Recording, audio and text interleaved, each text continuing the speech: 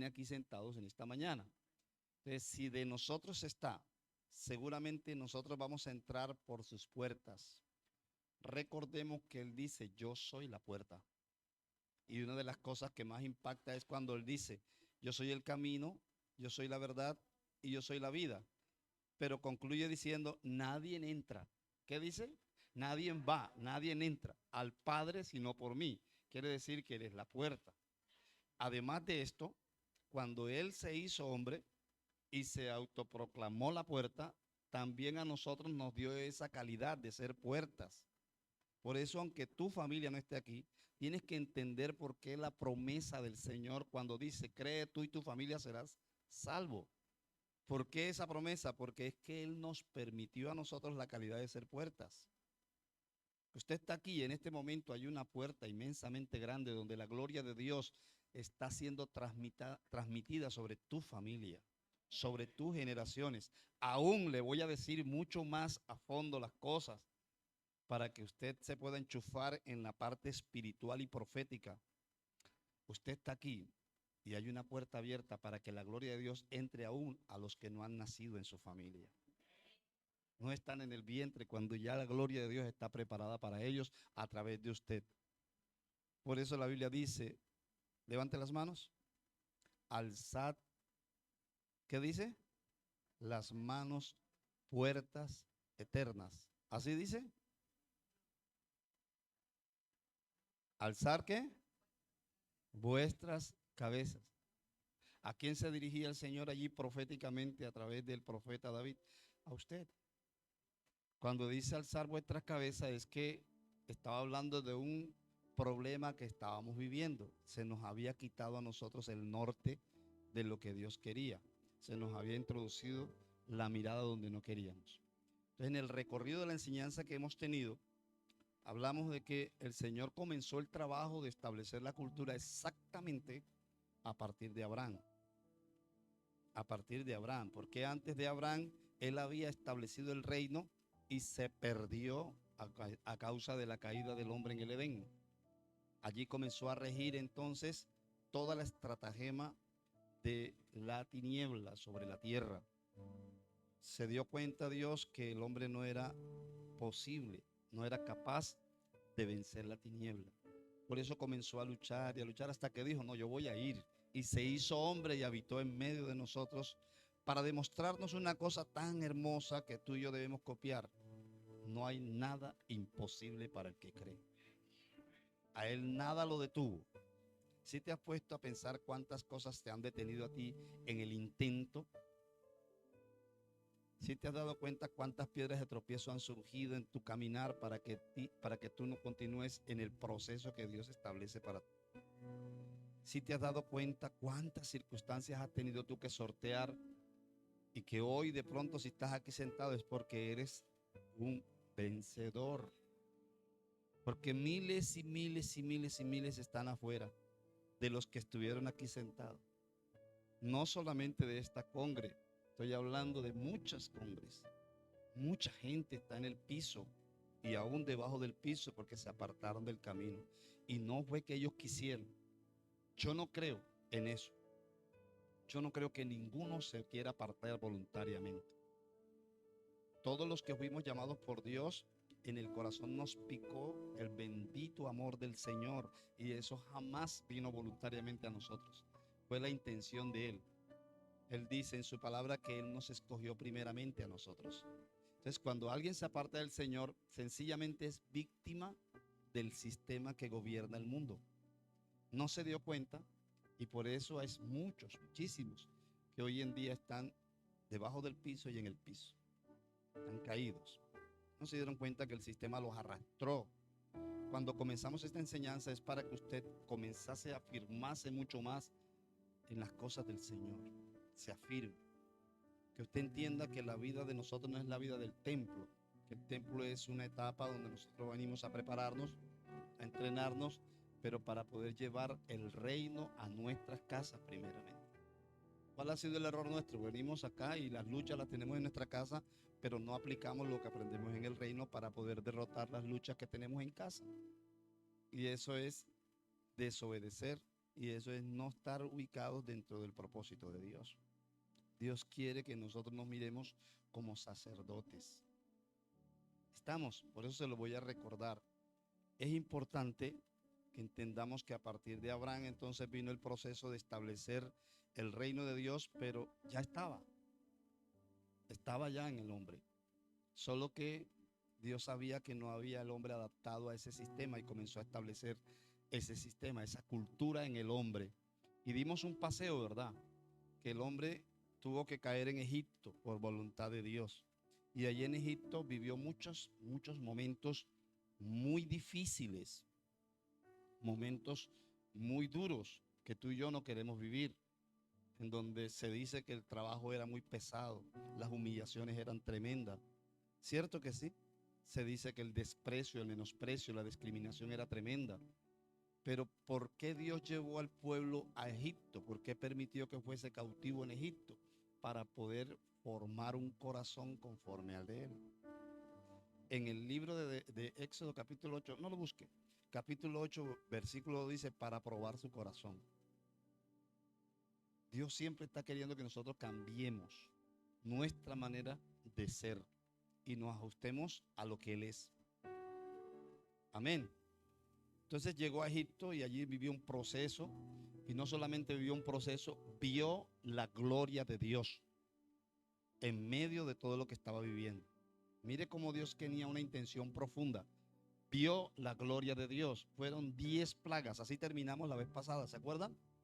10 plagas que mandó Dios para poder liberar a su pueblo de la cultura de Egipto, para poderlo liberar. Y el pueblo salió de allí y cantó gloria a Dios, cantó gloria al Señor por haber sido libre de un yugo tan abrumador como Egipto. Un yugo cuya característica era el orgullo, la altivez, la arrogancia, la soberbia, la esclavitud, etcétera, etcétera. Esa era la característica de Egipto. Hoy hemos podido confirmar que ya Egipto como tierra ya no existe. Pero el pueblo de Israel, cuando estuvo allá, se trajo en sus corazones muchas cosas de la cultura egipcia y que hasta el tiempo de hoy perduran en nosotros. Por eso el Señor, cuando saca de Egipto al pueblo, no lo lleva directamente al lugar que les prometió. Era Canaán, ¿se acuerdan? ¿Se acuerdan que le dijo, lo voy a sacar de aquí para llevarlos a una tierra que fluye leche y miel? No recibió esa promesa el pueblo que estaba en Egipto, la recibió Abraham. Pero Abraham no vio esa promesa. Pasaron muchas generaciones, pasaron cosas tremendas, hubo diluvio, hubo de todo, hasta el fin el hombre no entendió el mensaje y por eso Dios los entregó en manos de Faraón. Y los trituró, los trituró, los probó fuertemente y aún no entendió el mensaje. Salieron de allí gozosos. ¡Wow! Un Dios poderoso. Volvió las aguas en mar, la plaga de mosca, todo nos hizo que el faraón nos soltara. Vimos a todo el pueblo de Egipto caer bajo la mar. Cantaron eso después que salieron de Egipto. Luego entonces no los pasó directamente a la tierra prometida. ¿Cuántos quieren estar en la tierra prometida? Seguro. Eso es el error que tenemos. Ya usted es tierra prometida. Se lo voy a confirmar con la palabra. Usted es el Canaán de Dios. Por eso es que decíamos que ya Egipto no lo miramos como la tierra, sino como un espíritu, un sistema de gobierno que opera actualmente en el mundo. ¿Cuáles son las características de Egipto? Ya lo dije, ¿verdad? La altivez, la soberbia, la arrogancia, la prepotencia, la esclavitud. Parece que en el mundo hay esclavitud todavía. Sí lo hay. A ver, los que laboran aquí, escuchen, así usted ganando un buen salario no es el justo para lo que usted trabaja. Ningún trabajo es de gozo. ¿Cierto que sí? Ningún trabajo es de gozo, porque eso es Egipto. Frutos que lo que traen es carga. Entonces pasan por el desierto y ahí en el desierto hay un nuevo proceso. No estaban listos para entrar a la bendición, a la tierra que fluye leche y miel. Y allí en el desierto no vieron solamente las maravillas de Dios, Allí en el desierto se perdieron generaciones de ese pueblo. Allí en el desierto murieron muchos, ni siquiera lograron ver la tierra prometida. Y lo curioso que pudimos, y se lo voy a repetir ahorita, lo curioso que pudimos explicar es que de Egipto a Canaán no había mucha distancia. Se dice, según los expertos, que habían 138 kilómetros, que podría tardarse unos 3 días máximo yendo a pie. Estamos hablando de aquí a Cartagena más o menos, que usted se tire en un bus, en un taxi 2 horas, 3 horas máximo, ¿cierto? Pero estamos hablando que en ese tiempo no habían buses, no habían taxis, sino que la gente se transportaba a pie y en camellos, en burros, en caballos. Entonces póngale que se tardaran una semana. 138 kilómetros. ¿Por qué será que duraron tanto tiempo en el desierto? ¿Recuerdan cuánto tiempo fue? ¿Cuánto?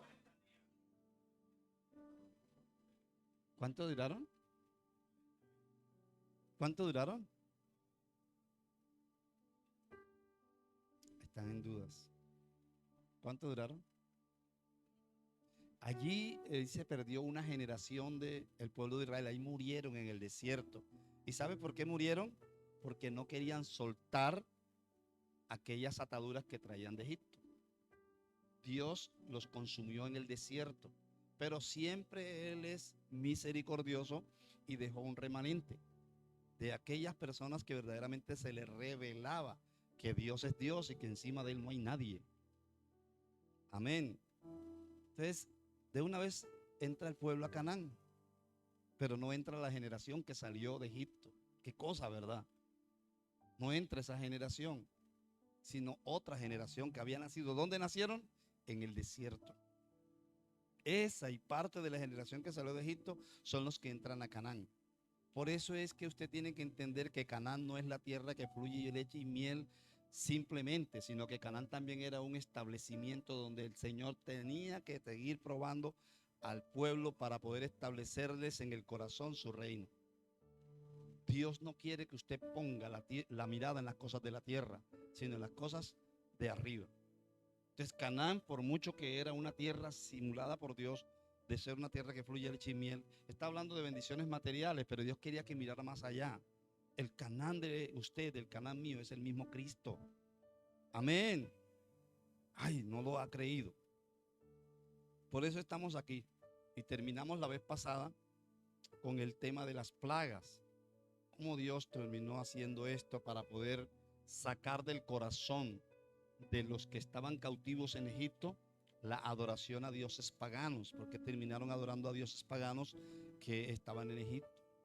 Incluso hasta el día de hoy se adoran muchos dioses paganos. Pero ya no vamos a hacer un recuento de las plagas, ¿verdad? Para eso vamos a citarlos a una escuela que se llama Babilonia, para que usted entienda bien cada una de las plagas, cómo es que Dios mandó esas plagas y por qué las mandó. No para que el pueblo, wow, no, sino porque estaba juzgando a unas deidades, a unos dioses paganos. Entonces, mire, nuestra Biblia, la palabra de Dios, identifica a Canaán con todo lo que es el territorio del Líbano hoy en día. Hoy en día es una tierra donde hay guerras de hace muchísimos años. Hay guerras de generaciones. Y todo por una creencia. No por el petróleo, como dice. No por el euro, sino por una creencia. Unos dicen que son de Alá, otros dicen que son de Mahoma, otros dicen que son de Jehová, otros dicen que son de no sé quién. Pero todo es creencia a su nombre. Entonces es importante que también sepa que en la Biblia se le menciona como Sidón. Como Sidón. Esa es la tierra de Canaán. Está ubicada hacia el sur a través de Gaza, hoy en día mencionado como Gaza, y está bajo la frontera del río de Egipto, llega hasta el valle del Jordán. Esa es la tierra prometida, físicamente hablando. Canaán en hebreo significa Kenahan o Kenan, y con K, y significa comerciante, comerciante, humilde, abatido. Eso significa Canaán. Por eso a ellos se les conoce hoy en día en el mundo espiritual como un sistema de gobierno de la tiniebla, ya no de Dios.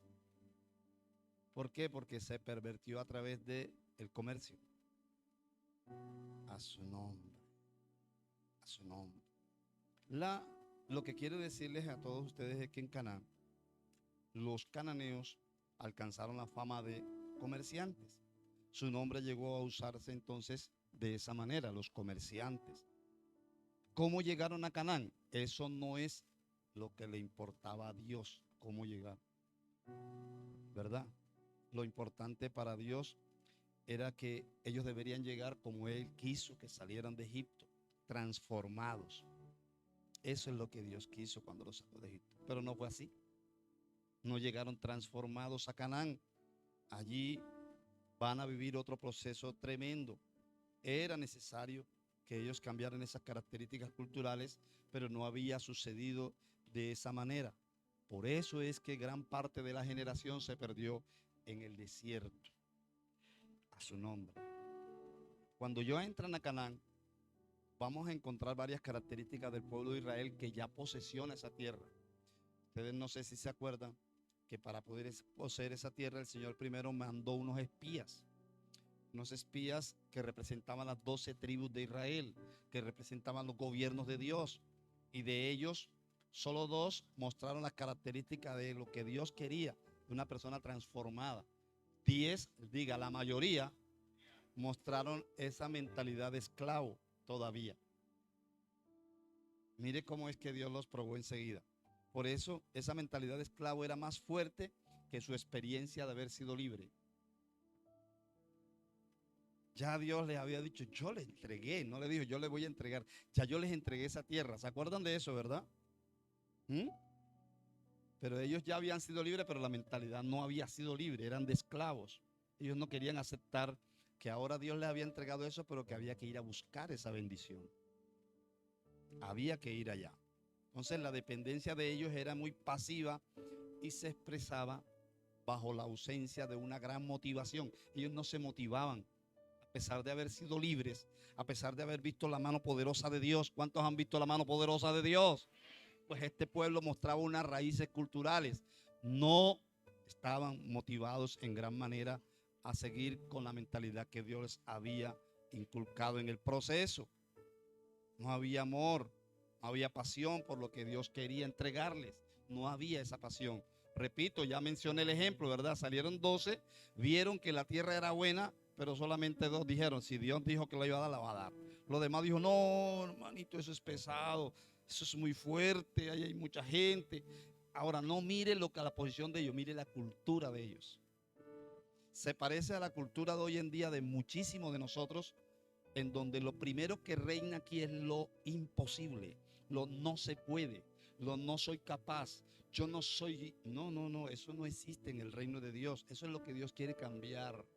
En la cultura del Señor tenemos que eliminar esos conceptos y esas opiniones que salen de dentro de nosotros. Por eso es que el pueblo tenía una mentalidad de esclavo. No creían lo que vivían. Ya eran libres, ya habían llegado a la tierra prometida, pero su mentalidad no era estar allí. Léale lo que dice Éxodo 16:3, por favor. Éxodo 16:3.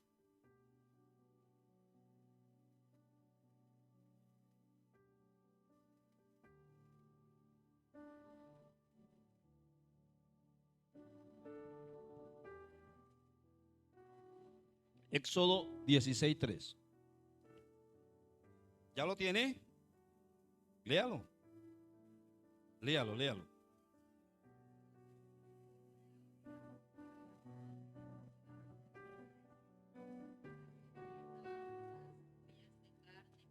Cuando comíamos pan hasta saciarnos, pues nos habéis sacado a este desierto para matar de hambre a toda esta multitud.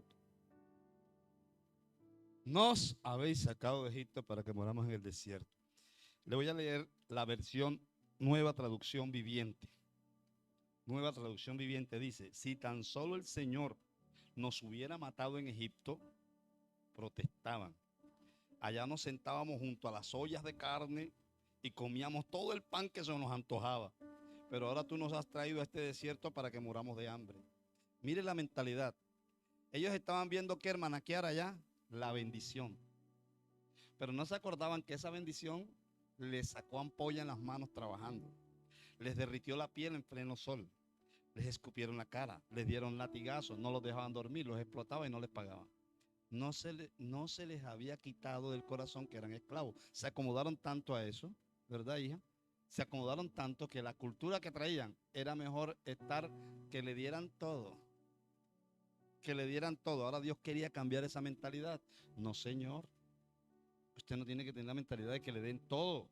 Usted tiene que saber que el proceso donde yo te llevo es para que tú sepas que tú eres un Dios en miniatura. Tú puedes hacer cosas para conseguirlas. Amén. Además tienes a un Dios que te va a respaldar. Entonces la segunda generación que ya pasa a Canaán es mucho mejor todavía, aunque tenían falencias. ¿Por qué? Porque ahí en el desierto fueron triturados muchos. Esa palabra que leyeron ahorita fue parte del desierto. Entonces en ese desierto había un propósito de Dios. ¿Cuál era el propósito de Dios? Cambiar la mentalidad y el corazón de ellos allí. Ahora en Canaán ya había una dependencia un poco más acertada a Dios. Y ellos no la expresaban en la necesidad solamente, sino en la obediencia a sus instrucciones. Ahí en Canaán ya ellos aprendieron a obedecer un poco a Dios. Escuche. Y el poder del pueblo estaba basado más en la relación con Dios en Canaán. Mire cómo fue cambiando el pueblo de Israel, pero tenían raíces todavía culturales de los pueblos por donde habían atravesado. Por eso, cuando entran a Canaán, ya su fe era mayor. Ya el criterio de la unanimidad era mayor. Ya sabían lo que era trabajar juntos. Pero también se les reveló un poco lo que era el propósito de Dios en sus vidas. Ya tenían más claridad sobre esto. Pero aún permanecían cosas tan tremendas. ¿Qué cosas positivas vieron ellos en Canaán? Se desarrolló la cultura del trabajo. Ahora trabajaban porque sabían que debían conquistar algo que ya les pertenecía a ellos. Dios se las había entregado. Ya no estaban trabajando para ser explotados. Ya Dios los había introducido en una tierra que fluye leche y miel. Y es lo que queremos inculcar en esta preciosa mañana. Que usted entienda que usted llegó a la tierra que fluye leche y miel, que es el reino del Señor. Ya no es el Canaán físico. Y no es cosas materiales únicamente. Es muchas de las cosas que usted ni siquiera le ha pedido a Dios. Amén. Por eso es que ahí en Canaán ya se conecta la prosperidad económica y ellos lo manifiestan honrando a Dios. ¿Con qué lo comenzaron a honrar en ese entonces? Pues con los diezmos, las ofrendas, las primicias. Eso lo comienzan a aplicar es en Canaán. Pero Dios no le enseñó eso en Canaán. Dios le enseñó eso en el desierto. ¿Dónde se lo enseñó? ¿Dónde se lo enseñó? Yo quiero que se lo grite el diablo. ¿Dónde se lo enseñó? ¿Por qué cree usted que aún muchos no se les ha revelado lo que es el diezmo?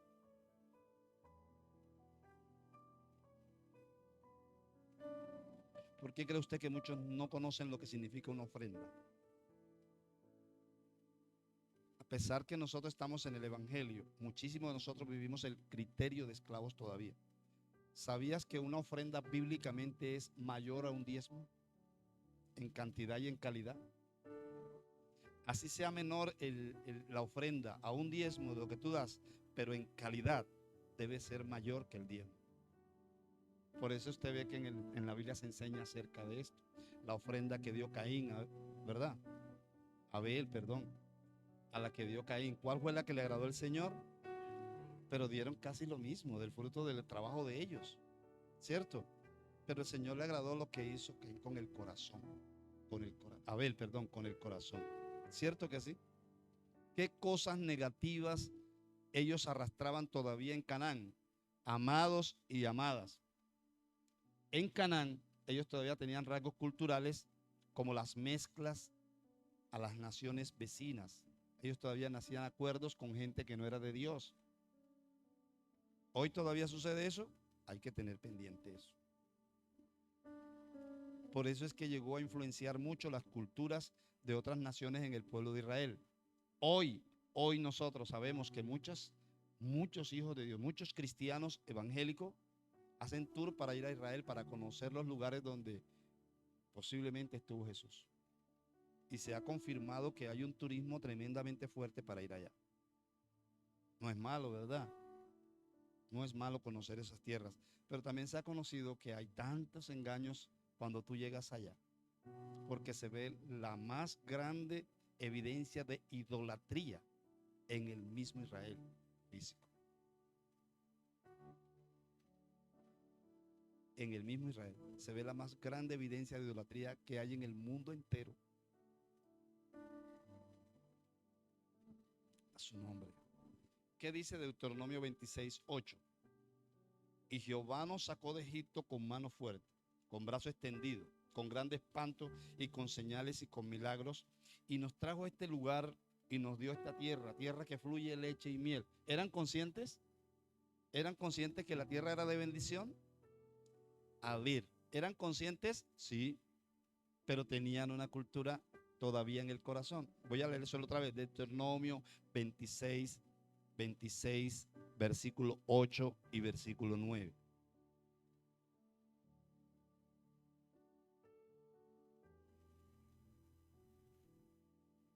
Y Jehová nos sacó de Egipto con mano fuerte, con brazo extendido y con grande espanto y con señales y milagros.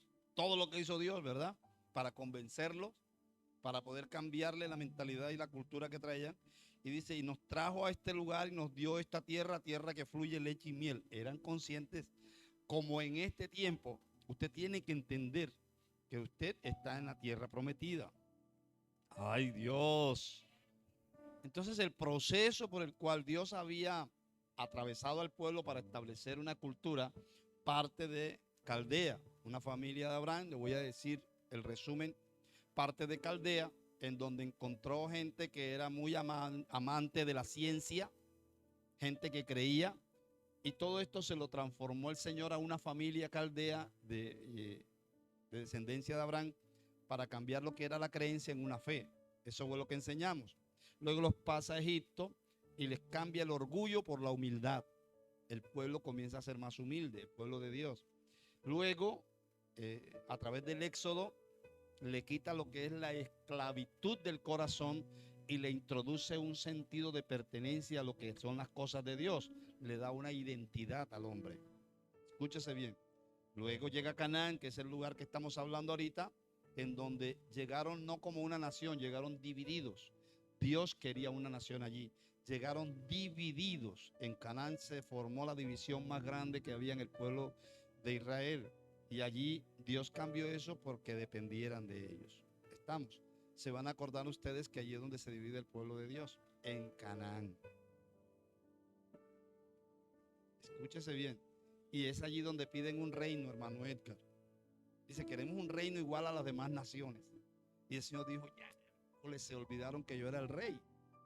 Pero le voy a mandar un rey. ¿Se acuerdan lo que leímos? Le voy a mandar un rey, lo va a apretar, lo va a presionar, los va a oprimir, los va a poner trabajos pesados. Y le mandó a Saúl.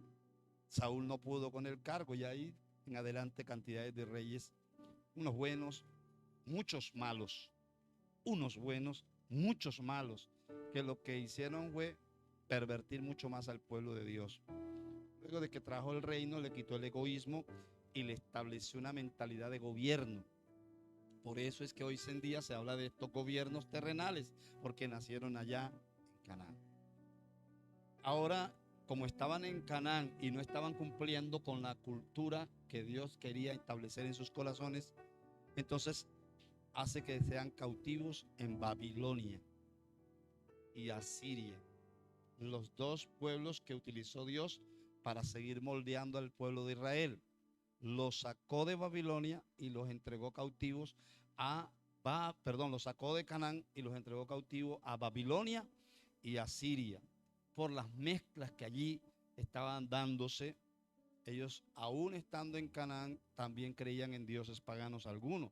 Por eso les cambia esa mezcla, pero les establece un tema distinto allí, el de la justicia. En Canaán comienzan a sentir lo que es verdaderamente la justicia. Y allí entonces entra un argumento mucho más fuerte de los gobiernos de las tinieblas, y es que allí se establece la cultura de Grecia, en donde lo que prevalece es la carnalidad, la razón, la filosofía del hombre, el concepto del humanismo. Eso es lo que se establece en Grecia y eso lo quería el Señor quitar de una forma muy radical. Recuerden que yo les hablé del estado en donde estaba la mente del hombre. Ya el hombre venía desprendido de lo que era el mismo Edén. Escúchese. Por eso cuando ellos piden reino, Dios le manda un reino. ¿Qué es lo que había allí? Los reinos que mostraron: injusticia, diga injusticia, idolatría, abuso a los débiles, acuerdo con naciones impías, conspiración y asesinatos. Todos los reyes trajeron eso, a excepción de unos pocos. Pero todos los reyes trajeron eso, promovieron eso. Unos pocos fueron capaces de decir: y este hizo lo bueno delante de los ojos de Dios y quitó todos los altares a Baal, ¿se acuerdan? Pero muy pocos, muy pocos. La mayoría promovieron la injusticia, la idolatría, los abusos a los débiles, los acuerdos a las naciones impías y las conspiraciones y asesinatos, por no citarle todas las citas bíblicas, pero simplemente para poderlo ubicar dentro del contexto. ¿Qué es lo que estamos viendo hoy, amada iglesia? Estamos viendo un reflejo de esa cultura. ¿Qué es lo que gobierna el mundo hoy? Eso que vino de Grecia, eso que vino de Babilonia, uno de los sistemas más fuertes espirituales de gobierno que hoy maneja el mundo entero es Babilonia. Babilonia gobierna la salud. Babilonia gobierna la educación. Sí, escuche, Babilonia gobierna absolutamente todo en el mundo. Es un sistema del cual no se ha podido desprender el hombre, salvo aquellos que con corazón bien entendido entren por la puerta que es Cristo y se les revele que tienen que desprenderse de ese sistema tan opresor, tan mentiroso y que lo que busca es la muerte. Todas las cosas que usted quiere saber de Babilonia la va a saber en una escuela que vamos a impartir acá para la gloria de Dios. Entonces Dios lo que quiere, amados hermanos, es volverle a transmitir a usted en su corazón: mire, mi amado hermana, mi amado hermano, Él, cuando el pueblo pidió un reino, Él dijo: yo no quiero que haya un reino, pero le voy a poner un rey. Yo soy el rey. Por eso Él bajó y se estableció en esta tierra y se le conoce como el Rey de Reyes.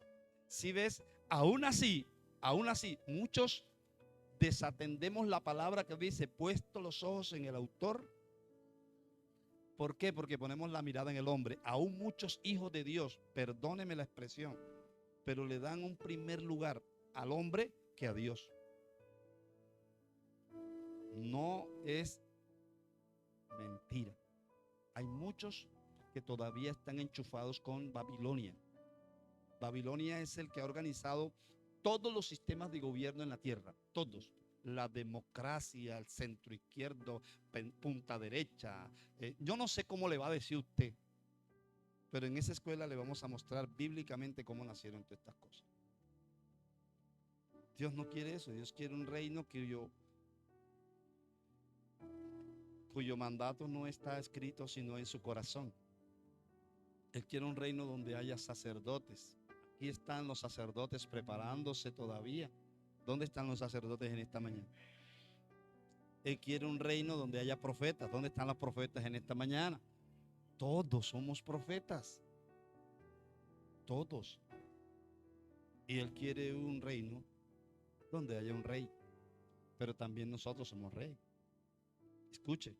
En primera de Pedro 2:9 que dice: mas vosotros sois linaje, pueblo escogido,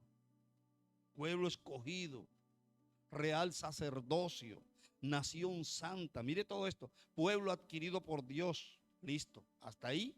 Entonces se habla del propósito de ser profeta. Allí es donde todos tenemos que saber que a partir de esa palabra Dios comenzó a derramar una unción profética sobre su tierra, sobre su iglesia. Y dice: para que anunciéis las virtudes de aquel que os llamó de las tinieblas a su luz admirable. Esa es la función de la iglesia. Esa es la función del profeta. Amén. Viene lo que dice: para que anunciéis las virtudes de aquel que os llamó de las tinieblas a su luz admirable. Mire bien lo que está leyendo. ¿Qué es lo que hace el profeta hoy en día? ¿Qué es lo que tiene que hacer usted? Entrar por la puerta. Diga, entrar por la puerta. Cuando usted entienda esto en esta preciosa mañana, usted se va a dar cuenta que cuando voltee hacia atrás, va a haber tantos caminos que intentaron matarlo a usted. Tantos caminos que trataron de destruirlo a usted. Pero como usted entró por la puerta, usted no se va a dar cuenta ahora solamente de lo que dejó atrás, sino lo que hay delante. Delante de usted están todas las cosas que verdaderamente usted necesita para que viva feliz en esta vida. Amén. Porque Cristo es nuestro alimento. Él es la puerta. Entonces, cuando usted entra allí por esa puerta, cosas que usted vivía posiblemente las va a dejar afuera, porque no le va a permitir el Señor entrar con ellas. Cuando Él dijo, nadie va al Padre si no es por mí, es que no solamente era la puerta, sino que también era el portero. ¿Sí me entendió? Amén. ¿Alguien me entendió? ¿Qué hace el portero? El portero es el que está pendiente quién es el que va a entrar. Aquí, por ejemplo, le hemos dicho a todos ustedes que en este tiempo de pandemia, si usted tiene una pequeña gripita, por favor, sea honesto. ¿Sí me entendió? Si tiene una pequeña virosis, quédese en casa, mijo. Estamos transmitiendo, vea. Entre por internet y no exponga a los demás, porque el enemigo quiere destruir la obra de Dios y no va a poder. Pero tenemos que ser sinceros como hijos del Señor. No podemos exponer a los demás. Amén. Entonces, estamos hablando de 3 verdaderas puertas. Además que Cristo es la puerta, usted es la puerta. En donde debe estar usted como portero. Diga, yo soy el portero de mi casa. ¿Qué es lo que tú permites entrar a tu casa? Mira, me miran así con...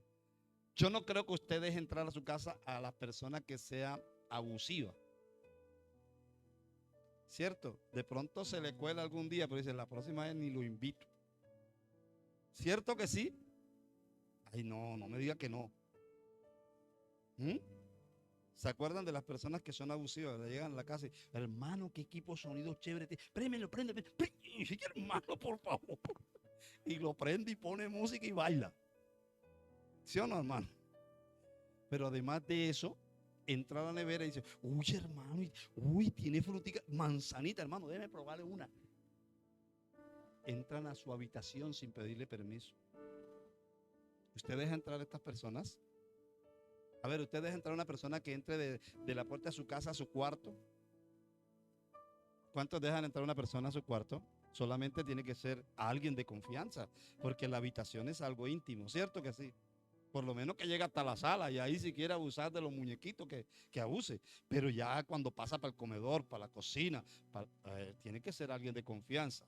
Estoy colocando esto como ejemplo para que usted entienda que si usted es el portero de su casa, tiene que saber que en su casa hay reglas. En su casa, diga, en mi casa hay reglas y deben cumplirse. Los que llegan deben respetar las reglas de su casa. Si no las respetan, lo van a hacer usted vulnerable de culturas que traen los demás de afuera. ¿Sí me entiende? La cultura de un hijo de Dios, de una persona que está en el reino, es que llega y no entra hasta que la visita le diga, entre por favor. Y no se sienta que la persona le diga, siéntese por favor. Y no toma nada hasta que no le diga, no le provoca una gaseosita. No. ¿Cierto que sí? Esa es una persona prudente, un hijo de Dios. Pero si viene con otras culturas, ¿usted lo deja entrar a su casa? Ni lo invita, ¿verdad que sí? ¿Cuánto más nuestro Padre quiere que nosotros entendamos que cuando entramos al reino de Dios hay una cultura, hay unas normas, hay unas reglas? Entonces allí es donde, como decimos vulgarmente, tuerce la puerca. ¿Por qué? Porque muchísimos nos hemos dejado influenciar por estos sistemas babilónicos, egipcios y Sodoma. Nos hemos dejado influenciar dentro del mismo establecimiento donde Dios nos ha colocado. Entonces, ha seguido la lucha del Señor, a pesar que estuvo en esta tierra mostrándonos que si era capaz de vivir distinto al mundo, distinto. ¿Alguien ha escuchado la historia de Jesús? Ay, Dios mío, nadie ha escuchado la historia de Jesús. En una de las maneras de enseñar, él dijo, le voy a leer para usted en el capítulo 13 de Mateo, en el versículo 31, leo para ustedes, pongan la mirada hacia acá para que no se confunda. Dice, le propuso otra parábola diciendo, el reino de los cielos se parece a un grano de mostaza que un hombre tomó y sembró en su huerta, el cual en verdad es más pequeño que todas las semillas, pero una vez crecida, es la mayor de las hortalizas y se convierte en un árbol que de tal modo las aves del cielo vienen y anidan en sus ramas. Mire lo que decía Jesús, lo que él quería. O sea, nosotros tenemos que ver allí ese ejemplo como parábola. Un granito de mostaza dicen que es más pequeño que una lenteja, el grano de una lenteja, ¿cierto? Pero ¿cuál era la idea del Señor cuando Él trató de explicar el reino de los cielos? Aunque otros no lo ven, tú sí sabes que lo vas a ver en el momento en que tú lo aceptes. Se va a volver tan grande tu vida, se va a volver tan grande tu respaldo, se va a volver tan grande que muchos van a venir a conocer a Dios a través de ti. Eso es lo que estaba diciendo el Señor. Eso es lo que estaba enseñando el Señor. Y más adelante dice en el 33, les habló otra parábola. El reino de los cielos es semejante a una levadura que tomó una mujer, o una mujer tomó y escondió en 3 medidas de harina hasta que todo fue leudado. ¿Alguien ha trabajado con levadura? ¿Usted sabe lo que hace la levadura? Esponja, hace crecer la harina. Hace crecer la harina. Una gotica de harina así leudado en el horno se convierte en un pan de a 200, de a 500. Una gotica de levadura. Ahora, ¿la levadura qué es? Es un producto fermentado. ¿Sí sabía? Es un producto fuerte. Tremendo, ¿verdad? Pero el Señor comparó el reino de los cielos con esto. Eso quiere decir que usted tiene que saber por qué Él dijo, en lo poquito me eres fiel, en lo mucho te pondré. O sea, el reino de los cielos no comienza grande, el reino de los cielos comienza por lo pequeño, por lo estrecho. Pero Dios no quiere que te quedes en eso. Dios quiere que entiendas que el reino de los cielos es para que tú entres y detrás de ti viene tu familia. ¿Cuántos anhelan eso? Es una ley espiritual que se va a cumplir, pero cuando haya un entendimiento. No, se lo voy a decir de otra manera y se lo voy a profetizar de otra manera. Cuando usted entra, su economía es pequeña, pero su economía será inimaginable para usted. El problema es que no queremos saber eso, no queremos entenderlo. Entonces estamos en la puerta y comienza la necesidad y comienza el aprieto y comienza el desierto y cogemos un atajo. Y un atajo a veces hasta muy oscuro. ¿Sí me entendió? ¿Qué quiere decir un atajo muy oscuro? Comenzamos nosotros a meternos en deudas sin tener el presupuesto para responder por ellas. ¿Quién dijo que uno no puede hacer un préstamo? Puedes hacerlo. Ojalá no lo puedas hacer. Pero si lo vas a hacer, por favor, medita bien qué vas a hacer. No sea que seas la burla de otros. Tú eres un hijo de Dios. Tú eres una hija de Dios. Si vas a hacer un crédito, mira, estudia bien. ¿Que eres capaz? ¿Vas a ser capaz? ¿Cierto que sí? Porque al reino no vas a entrar con esa deuda. No vas a entrar. Tienes que saber que en el reino de los cielos tú prestarás. No te van a... ¿Sí me entiende? ¿Sí me entiende? Dice la Biblia que tú comprarás sin dinero. Eso es locura. Pero no se entiende desde el punto de vista de lo espiritual. Porque el reino de los cielos no es de esta tierra, es de allá arriba. Entonces, cuando comenzamos a coger esos atajos oscuros, donde verdaderamente nosotros nos volvemos es a sacar la cultura de Egipto, de allá de Babilonia, y todavía nos prestamos a la estafa, nos prestamos al engaño, eso no es de Dios. En el reino de los cielos hay todo lo suficiente para ti y para mí. No ha entendido cuando le dijo a Abraham y después a todas las generaciones, le dijo, yo lo voy a introducir a una tierra que fluye leche y miel. Y antes de eso, entonces él le dijo, te bendeciré en gran manera. Yo no sé cuántos atesoraron esa profecía, pero en el momento en que salieron de allá de Caldea, no sé si de allá o de Egipto, o tal vez pasaron por el desierto espiritualmente hablando, no tuvieron en cuenta esa promesa y comenzaron a buscar atajos. Hoy Dios quiere que elimines esos atajos. No hay desiertos eternos. No hay Egiptos eternos. No hay caldeas eternas. Pero sí le quiero decir algo. Hay un Cristo que es para siempre. A su nombre. Él quiere que te entienda en esta mañana que Él vino a establecer una cultura, escúchese bien, donde Dios es el que ejerce la autoridad por encima de todos los hombres. Voy a volvérselo a decir para que no hayan tantos amenes como los que soltó ahora. Dios establece su vida hoy, porque ayer no, hoy, en este momento, en el reino de Dios, para que conscientemente usted sepa que Él es el que ejerce la autoridad sobre todos los hombres de la tierra. Amén. Todo lo que se mueve en la tierra, Dios tiene la autoridad sobre ellos. Amén. ¿Por qué? Porque Dios no obra como obra el hombre. Dios no obra como obra el hombre, por eso Él es la máxima autoridad sobre todos los hombres. ¿Sí me entiende? Dios no mira lo que el hombre ve con sus ojos. Dios mira lo que hay en su corazón. Ay, se lo voy a volver a decir. Dios no mira lo que ven los hombres. Dios mira lo que hay en el corazón del hombre. Por eso le cité el ejemplo ahorita. O sea, usted va a traer una ofrenda, un diezmo. Mire, aquí ayer estábamos haciendo un censo de todas esas compritas. Yo estoy seguro que donde llegue esa comprita, una que llegue, una de esas, que es alimento y estas son de aseo, una que llegue, donde llegue, amado, hay personas que ya están orando por ella. Tienen días de estar allí y todos los días yo voy y le digo, Señor, te presento eso, para que no llegue a ninguna mano infructuosa, sino donde tú crees que debe llegar. ¿Sabes cuánta gente tiene lágrimas hoy esperando que llegue ese granito de mostaza? Y lo que va a producir en una persona es que le dé la gloria a Dios como tú se la estás dando.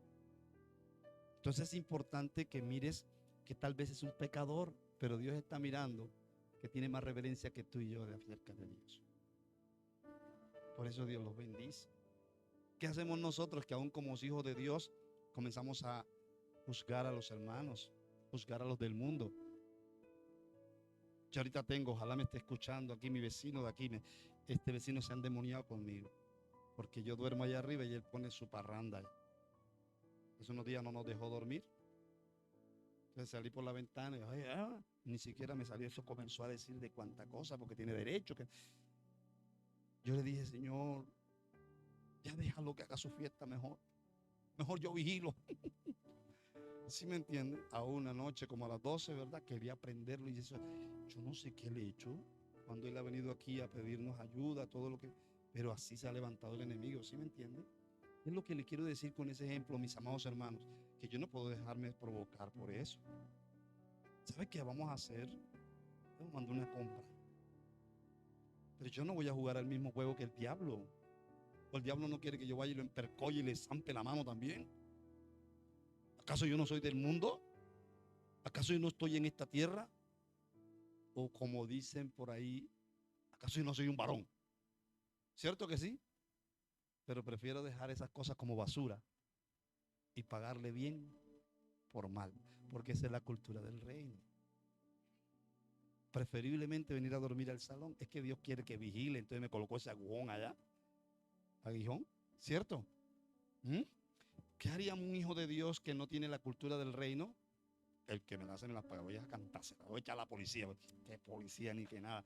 El que se mete conmigo se metió con el rey.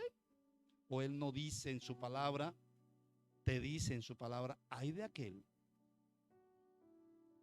¿De por qué peleas? Ay de aquel que se meta con uno de mis hijitos. A ver, ¿cuántos hijitos de Dios hay aquí?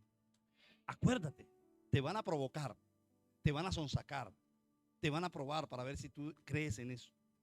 Que Él dice, mía es la venganza. ¿Cuántos creen eso? Él dice, mía es la pelea. ¿Serás capaz de tolerar eso? ¿O todavía botas el chupo? A su nombre. Lo que sí debemos tener claro, mis amados hermanos, es que el sistema donde estamos ahora mismo establecidos en esta tierra tiene varias características. Número uno, la injusticia, el egoísmo, que esa es su naturaleza. Esa es la naturaleza del sistema de gobierno del hombre. Injusticia y egoísmo. Ningún gobierno sobre la tierra, ni nadie que se quiera postular a gobernar sobre la tierra es justo. Solo Dios. Amén. Amén.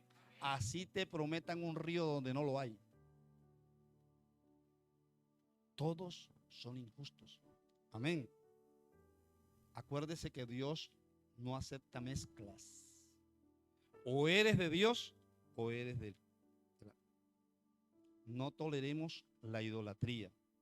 Dios quiere que a partir de allí nosotros vayamos a transformarnos y no estemos gobernados por Babilonia y por Asiria. Porque Babilonia gobierna todo. ¿Qué es Babilonia? Voy a explicarle más o menos. Es la antigua Mesopotamia. ¿Se acuerdan que fue fundada por un hombre que se dice en la Biblia que fue el más poderoso sobre la tierra? Él lo creó. Pero ¿cuál era la posición de este hombre? Altivo, arrogante. Y él en su corazón no quería ser igual a Dios. Nadie puede igualar a Dios. Él quería alcanzar el lugar donde Dios estaba. Por eso creó una ciudad llamada Babilonia y de allí nació Asiria. Y allí se comenzó a establecer los gobiernos de la tierra. ¿Dónde nacieron? En Babilonia. Y todavía ellos rigen, todavía rigen. Le voy a decir qué es Babilonia en el mundo espiritual, llamada Babilin, palabra semita que significa, ¿qué significa Babilonia? ¿Sí sabe? ¿Ah? Eso es lo que ha enseñado la teología y esa es una de las definiciones. Pero la palabra Babilonia significa la puerta de Dios. Significa la puerta de Dios, Babilonia. ¿Sí viste por qué tenemos que estar atentos qué es lo que gobierna el mundo? Y a la vez es designada en la Biblia como el prototipo del mal. Escúchese bien. Léase Apocalipsis 14:8, por favor. Y ya terminamos con este tema de Babilonia aquí porque no podemos profundizar por el tiempo. Apocalipsis 14:8. Aleluya. Léame, hija, por favor. Ya lo tiene, ¿verdad? Sí, listo. Otro ángel le siguió diciendo, ha caído Babilonia, la gran ciudad, porque ha hecho beber a todas las naciones del vino del furor de su fornicación. Ha caído Babilonia. Se estaba refiriendo a la tierra física. ¿Sí me entendió? Pero no se estaba refiriendo al espíritu de Babilonia. Estaba refiriéndose a una tierra. Cayó. Hoy no hay rasgo de Babilonia. Escúchese bien. Si usted lee esto en comparación con Jeremías 5:18, ¿qué dice Jeremías 5:18? Y cayó Babilonia y todos los ídolos y sus dioses quebrantó en tierra.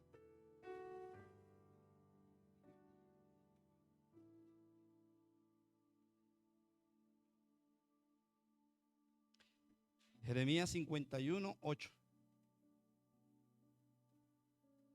¿Ya lo tiene ella? Jeremías 51:8. ¿Cómo dice? En un momento cayó Babilonia y se despedazó.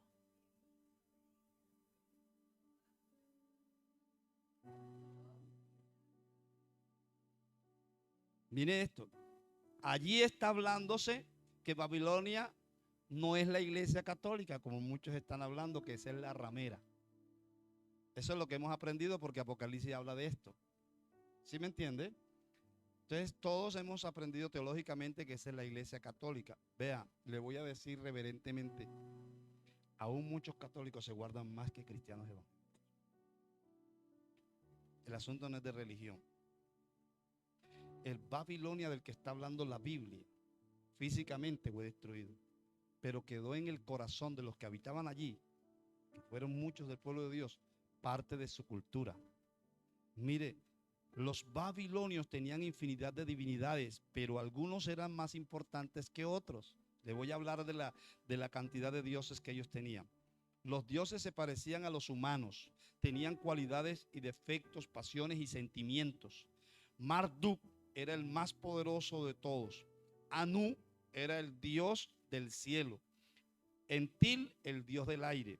Mire, Ea, el dios de las aguas.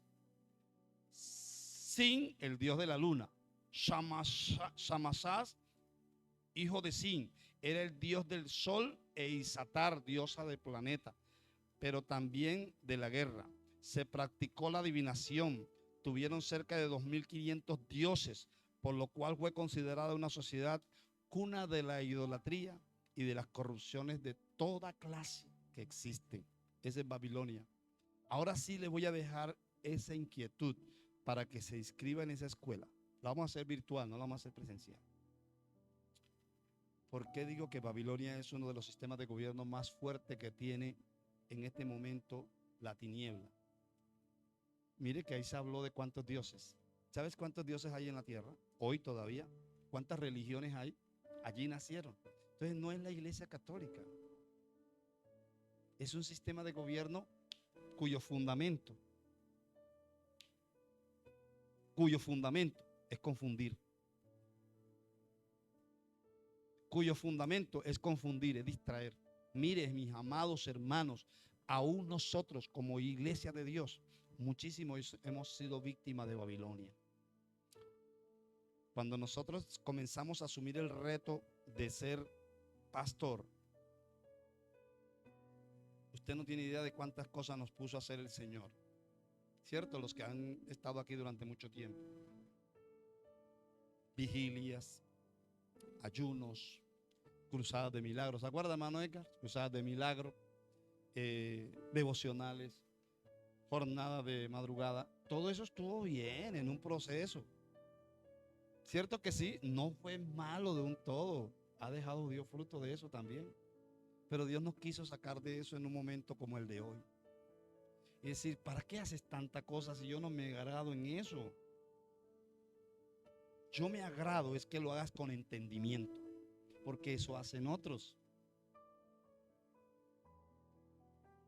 Eso hacen otros.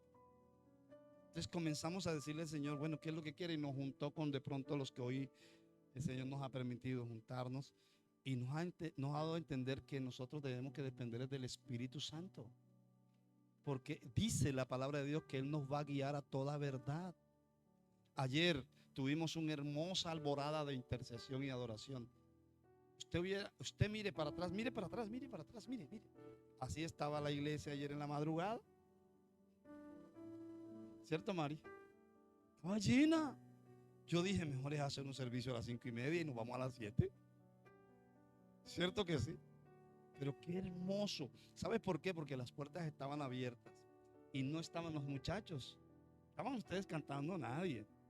Pero había una adoración que, mire, le voy a decir lo siguiente: los demonios estaban tan arrebatados que este hombre anoche quería pelear conmigo. Pero es por el latigazo que le estaba dando el Espíritu Santo. No es malo hacer una alborada, no es malo hacer un madrugón, como dicen los supermercados, pero que se haga con entendimiento, amados. Porque antes lo hacíamos, pero sinceramente les voy a decir, lo hacíamos porque lo aprendí a hacer, lo aprendí a ver de otras iglesias. Hoy no quisiera moverme de esa manera, sino cuando el Espíritu me lo diga. Haz esto, haz esto. Convoca al pueblo. Ahora le voy a decir algo. ¿Cuántos tienen el Espíritu Santo? No se lo voy a volver a decir. ¿Cuántos tienen el Espíritu Santo? Si el Espíritu Santo que está en ti, está en mí, me pone a mí al sentir de hacer algo, ¿usted cree que Él es mentiroso para decir a usted que no venga? Él va a poner el mismo sentir en usted, porque es el mismo Espíritu. ¿Sí me entiende? Entonces necesitamos entender que en este tiempo la iglesia tiene que ser gobernada por el Señor. Concluyo, porque Dios quiere que usted sea gobernante así como Él gobierna. ¿Cuántos quieren sentir la cultura de Dios en su casa? Meta la cultura en su vida. Si la cultura de Dios está en su vida, estará en su casa. Recuerde, el Señor es la puerta, pero Él quiere que tú seas la puerta. No. Vamos a cansarnos ya de venir a la iglesia los domingos, los miércoles, al ayuno. Vamos a cansarnos de eso si no vamos a dar frutos. Le voy a decir, se va a volver un idólatra más, un religioso más. Y yo creo que usted debe renunciar a eso porque son los argumentos de Babilonia. Usted tiene que saber ahora que vamos a compartir. ¿Me permite, hija, venga, lo de la Santa Cena? Vamos a compartir esto. ¿Sabes cuántas personas saben lo que es eso? Muchos lo tenemos como un ritual. Eso no es un ritual. Escuche. Muy detenidamente, suave, vengan para que no distraigan los oídos de los hermanos. Muchos tenemos esto como una ceremonia. Escuche, sin la profundidad del conocimiento. El Señor dice en su palabra clarito: haced esto todas las veces que quieran, en memoria de mí. Ahora, ¿por qué nosotros lo tenemos que hacer un domingo? Es lo que me estoy yo quitando en este tiempo. ¿Por qué tenemos que hacerlo un domingo, hermana Xiomara? ¿Por qué? ¿Quién nos enseñó eso? Porque eso lo vimos de otro lugar. ¿Sí me entiende? Ya esto no debe ser así. Esto debe ser cualquier día que el Espíritu diga: vamos a practicar la Santa Cena. Porque el Señor dice todas las veces que quieras. Ahora, ¿dónde Dios mío, ¿dónde primeramente se debe compartir? En la casa de Loraine con sus papás, sus hermanos. En la casa de Edgar con su familia. Ustedes compartan la cena del Señor allá.